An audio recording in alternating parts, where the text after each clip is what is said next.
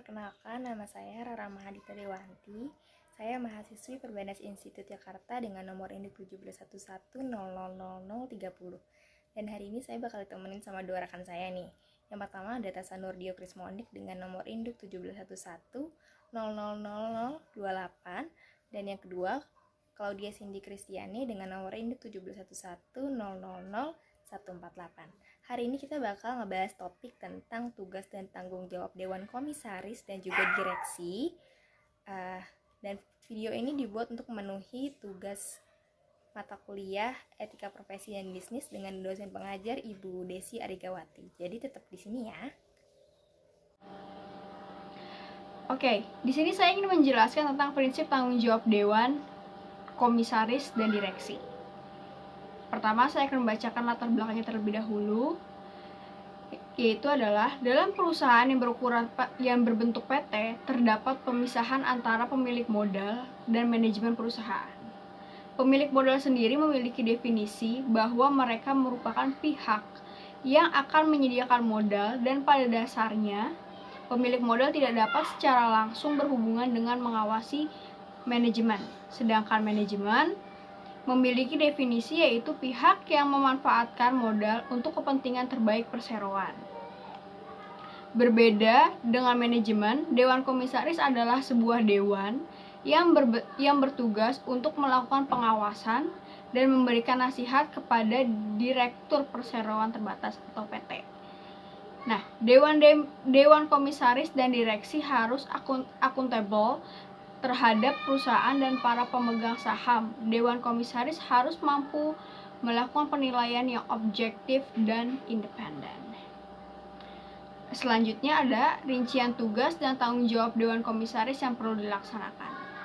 Nah, menurut tugas board prinsip OECD ke-6, yang pertama, tugas Dewan Komisaris itu adalah meninjau dan mengarahkan strategi perusahaan, rencana kerja utama, kebijakan resiko, anggaran tahunan dan rencana bisnis, menetapkan target kinerja, memonitoring pelaksanaan dan kinerja perusahaan, serta mengawasi pengeluaran modal utama, akuisisi, dan divestasi. Yang kedua adalah memantau efektivitas praktik tata kelola perusahaan dan membuat perubahan yang diperlukan. Yang ketiga adalah memilih, menentukan kompensasi, memantau dan bila perlu mengganti eksekutif dan mengawasi perencanaan suksesi. Yang keempat ada menyelaraskan remunerasi anggota dewan dan manajemen kunci dengan kepentingan jangka panjang perusahaan dan pemegang saham. Yang kelima ada memastikan proses nominasi dan pemilihan anggota Dewan Komisaris dan Direksi dilakukan secara formal dan transparan. Yang keenam itu memantau dan mengelola potensi benturan kepentingan dari manajemen.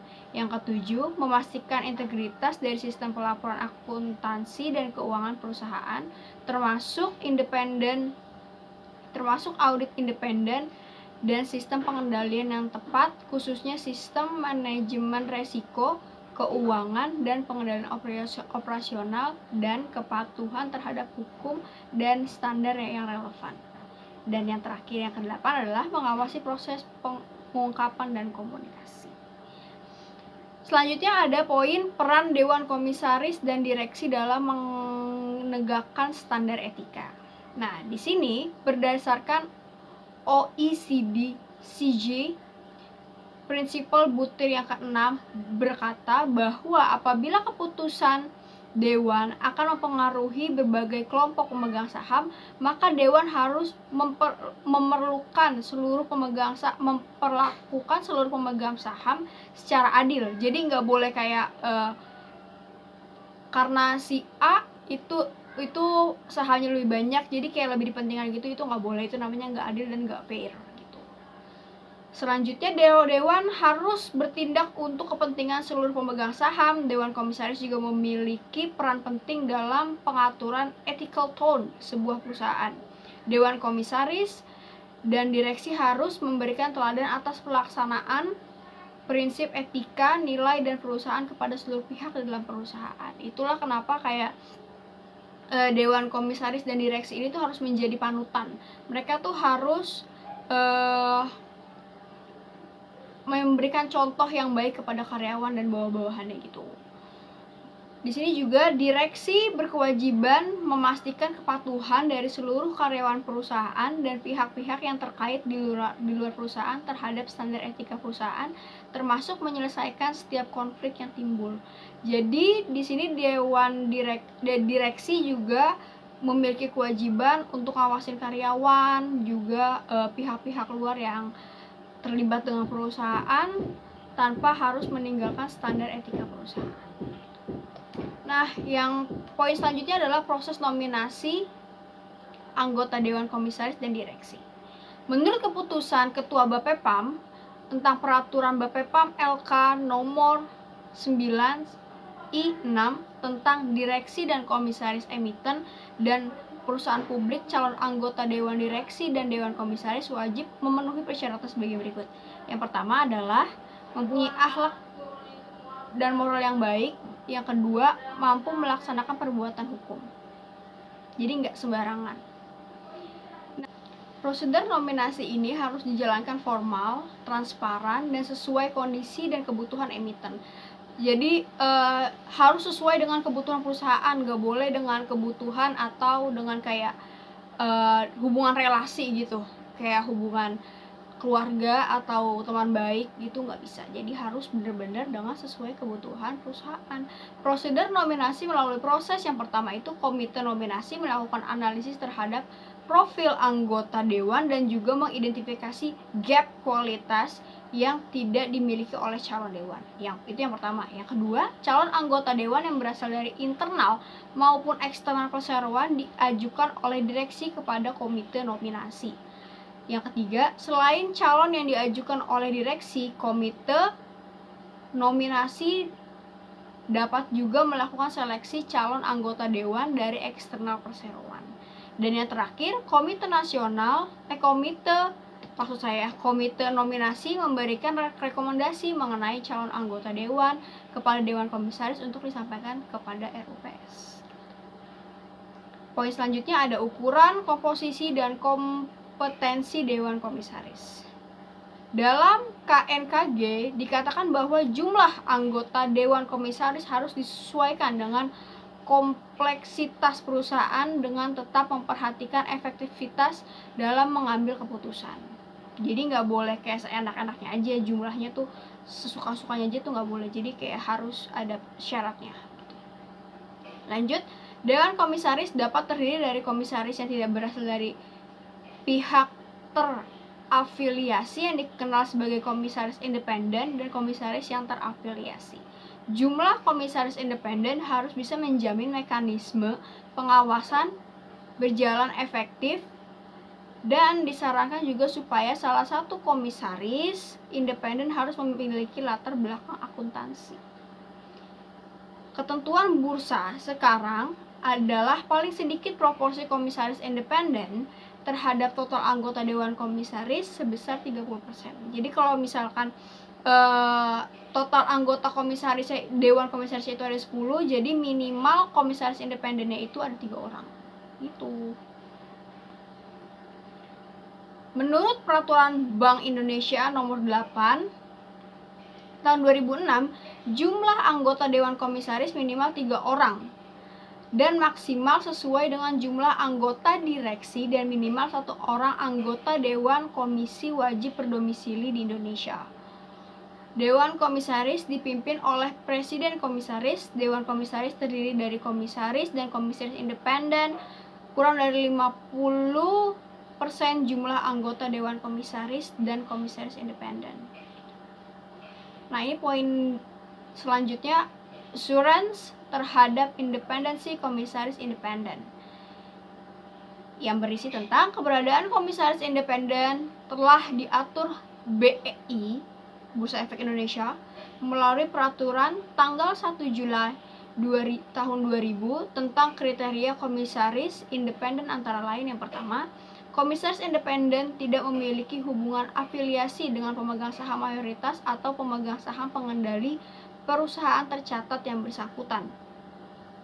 Jadi harus bener-bener orang eksternal, tapi eksternalnya itu yang nggak ada hubungan apa-apa sama si pemegang saham pengendali perusahaan atau afiliasi dan pemegang saham mayoritas. Jadi nggak boleh kayak ada relasi-relasi yang seperti saya sudah sebutkan sebelumnya. Selanjutnya, komisaris independen tidak memiliki hubungan dengan direktur atau komisaris lainnya perusahaan tercatat yang bersangkutan. Tetap nggak boleh ada hubungan kayak teman dekat atau sekedar teman atau keluarga, itu nggak boleh. Selanjutnya, komisaris independen tidak memiliki kedudukan rangkap pada perusahaan lainnya yang terafiliasi dengan perusahaan tercatat yang bersangkutan. Jadi dia nggak merangkap jabatan. Selanjutnya, komisaris independen harus mengerti peraturan perundang-undangan di bidang pasar modal. Jadi komisaris independen ini juga harus ngerti peraturan di pasar modal. Jadi kalau dia nggak ngerti peraturan di pasar modal, mungkin dia nggak qualify gitu. Jadi kayak agak gimana orang bisa paham tentang bisnis dan mau jadi dewan komisaris kalau dia nggak tahu perundang-undangan di bidang pasar modal, kayak wasted, sia-sia. Komisaris independen diusulkan dan dipilih oleh pemegang saham minoritas yang bukan merupakan pemegang saham pengadilan dalam RUPS. Jadi komisaris independen ini diusulkan oleh pemegang saham minoritas. Jadi bukan yang pemilik saham yang prioritas, saham mayoritas gitu. Selanjutnya akan dijelaskan oleh teman saya. Menurut Komite Nasional, Dewan Komisaris dan Direksi wajib menyepakati beberapa hal. Yang pertama, ada rencana jangka panjang, strategi, rencana kerja, dan anggaran tahunan. Yang kedua, kebijakan dalam mematuhi segala peraturan perundang-undangan dan menghindari segala benturan kepentingan. Yang ketiga, kebijakan dalam metode penilaian perusahaan. Dan yang keempat, struktur organisasi harus di bawah satu tingkat Dewan Komisaris untuk mencapai visi misi perusahaan. Untuk kepentingan perusahaan, Dewan Komisaris dapat memberikan sanksi kepada direksi, yaitu dengan pemberhentian sementara.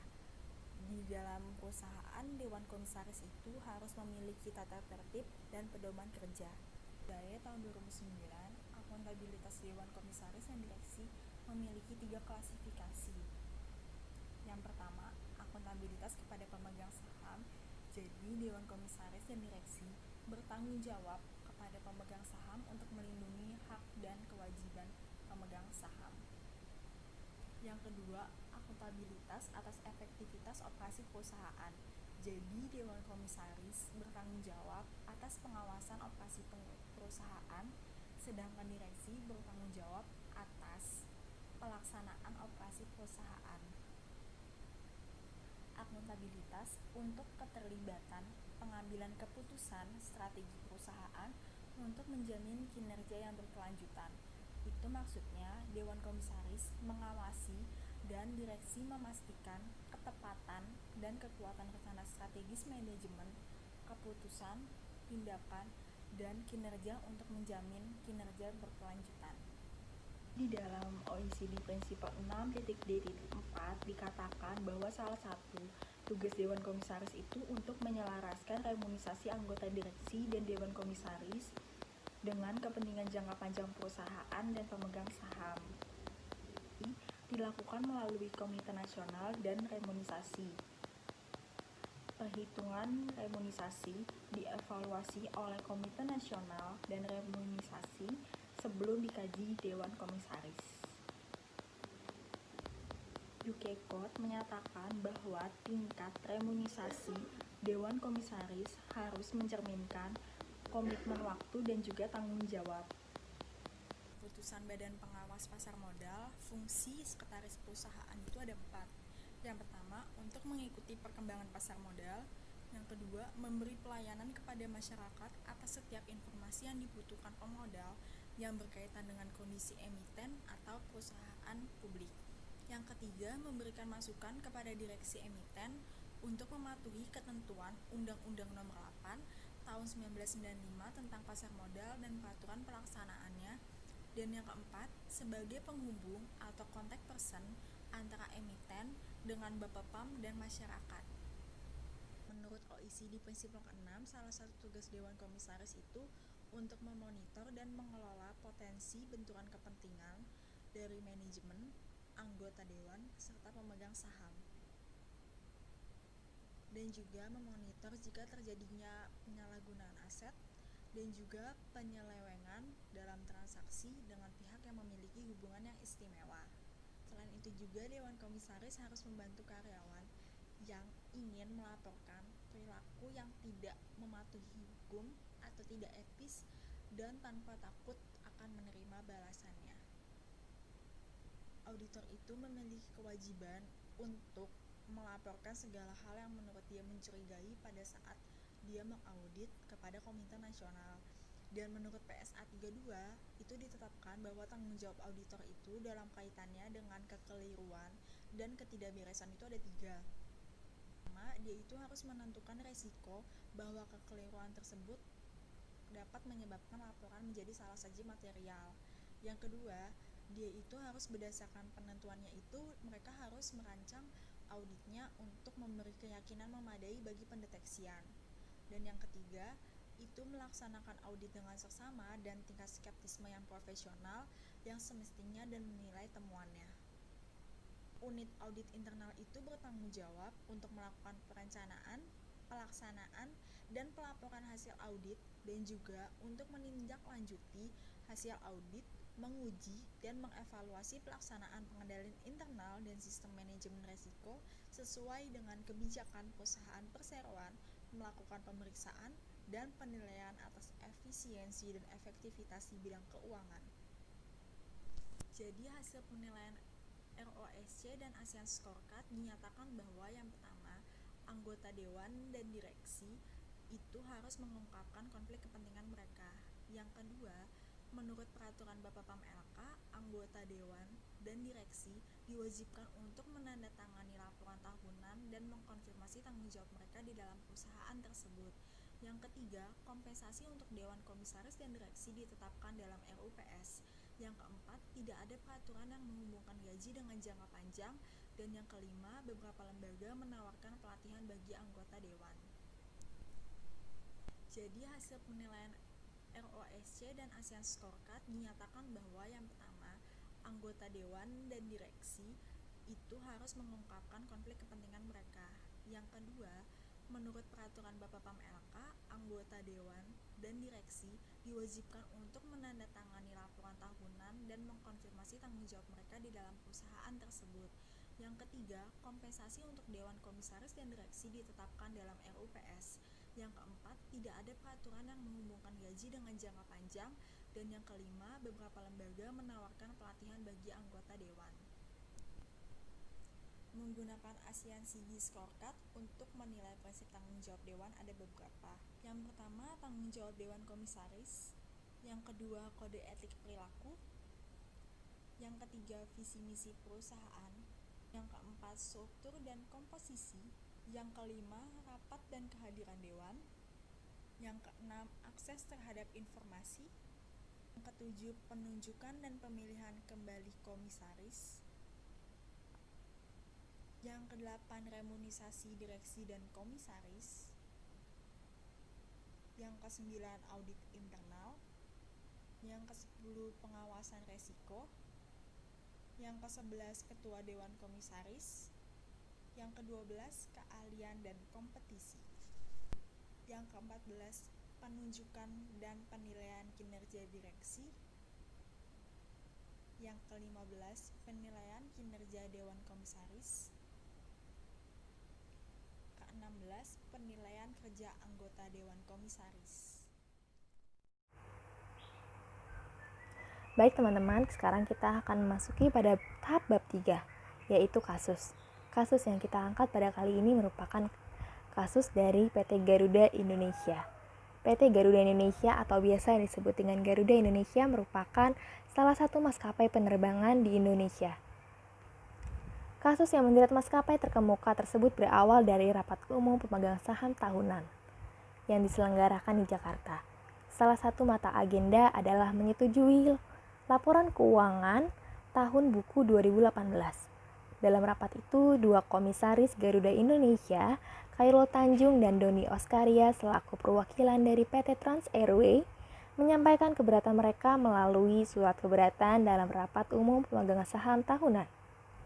Khairul sempat meminta agar keberatan itu dibacakan, tapi atas keputusan pimpinan rapat, permintaan itu tidak dikabulkan. Sehingga hasil rapat pemegang saham pun akhirnya menyetujui laporan keuangan Garuda Indonesia tahun 2018. Berlanjut pada 25 April 2019, pasar merespon kisruh laporan keuangan Garuda Indonesia. Sehari usai kabar penolakan laporan keuangan oleh dua komisaris, beredar saham perusahaan dengan kode GIAA itu merosot tajam 4,4% pada penutupan perdagangan sesi pertama Kamis 25 April. Harga saham Garuda Indonesia anjlok ke level Rp478 per saham, dari sebelumnya Rp500 per saham. Saham perseroan terus melanjutkan pelemahan hingga penutupan perdagangan Selasa 30 April ke posisi Rp466. Kisruh laporan keuangan Indonesia ini juga menyeret nama Mahata Aeroteknologi. Pasalnya, Mahata sebuah perusahaan yang baru didirikan pada 3 November 2017 dengan modal tidak lebih dari 10 miliar dinilai berani menandatangani kerjasama dengan Garuda Indonesia. Dengan menandatangani kerjasama dengan Garuda, Mahata mencatatkan utang sebesar 239 juta US dollar kepada Garuda dan oleh Garuda dicatat dalam laporan keuangan 2018 pada kolom pendapatan. Sebulan kemudian, Garuda Indonesia dipanggil oleh Komisi 6 Dewan Perwakilan Rakyat Republik Indonesia. Jajaran direksi ini diminta keterangan oleh Komisi 6 DPR mengenai kisruh laporan keuangan tersebut. Dalam penjelasannya, Direktur Utama Garuda Indonesia, I Gusti Ngurah Askara Danadi Putra mengatakan latar belakang mengenai laporan keuangan yang menjadi sangat menarik adalah soal kerjasama dengan PT Mahara Aeroteknologi terkait penyediaan layanan Wi-Fi onboard yang didapat dinikmati secara gratis. Kerjasama yang ditekan pada 31 Oktober 2018 ini mencatatkan pendapatan yang masih berbentuk piutang sebesar 239.940.000 US dollar dari Mahata, dan dari jumlah itu terdapat 28 juta US dollar diantaranya yang merupakan bagi hasil yang seharusnya dibayarkan kepada Mahata. Setelah perjalanan panjang, akhirnya Garuda Indonesia dikenakan sanksi dari berbagai pihak. Selain Garuda, sanksi juga diterima oleh auditor laporan keuangan Garuda Indonesia, yaitu Akuntan Publik Kasner, Suiru Mapea, dan Kantor Akuntan Publik Tanubrata, Sutanto, Fahmi Bambang, dan rekan. Selain itu ada 2 poin sanksi lagi yang diberikan OJK, yakni Garuda Indonesia harus membayar 100 juta, selain itu masing-masing direksi harus membayar 100 juta. Selain sanksi dari Kementerian Keuangan dan juga Otoritas Jasa Keuangan, Garuda Indonesia juga kembali diberikan sanksi oleh Bursa Efek Indonesia. Adapun sanksi tersebut, salah satunya memberikan sanksi sebesar 250 juta kepada maskapai berlambang burung Garuda tersebut. Baik, sekarang kita akan masuk pada pembahasan kasus. PT Garuda Indonesia merupakan maskapai penerbangan terkemuka di Indonesia, mulai mengudara pada tahun 1940-an. Dengan perkembangan teknologi yang pesat hingga sekarang, Garuda Indonesia melayani penerbangan secara domestik dan internasional. Namun, kesempurnaan tersebut tidak luput dari kekurangan ataupun kasus. Pada tahun 2019, PT Garuda Indonesia terjerat kasus mengenai laporan keuangan untuk tahun 2018 yang tidak wajar karena mengakui utang sebagai pendapatan dan laba yang tidak masuk akal. Karena pada tahun sebelumnya PT Garuda Indonesia mengakui rugi. Kecurigaan tersebut diungkapkan oleh dua komisaris dan menolak laporan keuangan tersebut. Namun permintaannya tidak dikabulkan. Hingga akhirnya berita terkuak, lalu harga saham PT Garuda Indonesia menurun drastis dan dilanjutkan dengan pemeriksaan jajaran direksi dan KAP yang mengaudit oleh Otoritas Jasa Keuangan atau OJK. Setelah diperiksa, akhirnya Garuda Indonesia dikenai sanksi. Begitu pula dengan KAP yang mengaudit untuk laporan keuangan pada 2018 tersebut. Sekarang kita akan memasuki pada tahap kritisi. Kritisi yang kami ambil menurut prinsip tugas dan tanggung jawab Dewan menurut OECD ke-6. Yang pertama, subjek. Memastikan integritas dari sistem pelaporan akuntansi dan keuangan perusahaan, termasuk audit independen, sistem pengendalian yang tepat, khususnya sistem manajemen risiko, keuangan, dan pengendalian operasional, dan kepatuhan terhadap hukum dan standar yang relevan.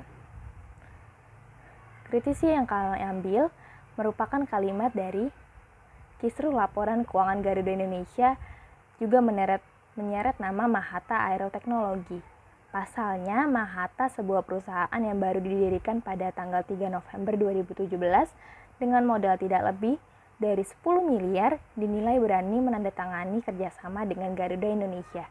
Dengan menandatangani kerjasama dengan Garuda Indonesia, Mahata mencatat utang sebesar 239 juta US dollar kepada Garuda dan oleh Garuda dicatatkan dalam laporan keuangan 2018 pada kolom pendapatan. Saran dari kelompok kami, Dewan Komisaris seharusnya memiliki kewenangan untuk memeriksa catatan yang berkaitan dengan kekayaan perusahaan sebagai bentuk salah satu pengawasan. Seharusnya Dewan Komisaris di Garuda Indonesia bisa memastikan bahwa laporan keuangan tersebut telah terintegrasi melalui poin yang pertama, memiliki minimal 30% dari anggota Dewan secara keseluruhan, Dewan Komisaris yang independen, dan memiliki kompetensi di bidang akuntansi, sehingga Dewan dapat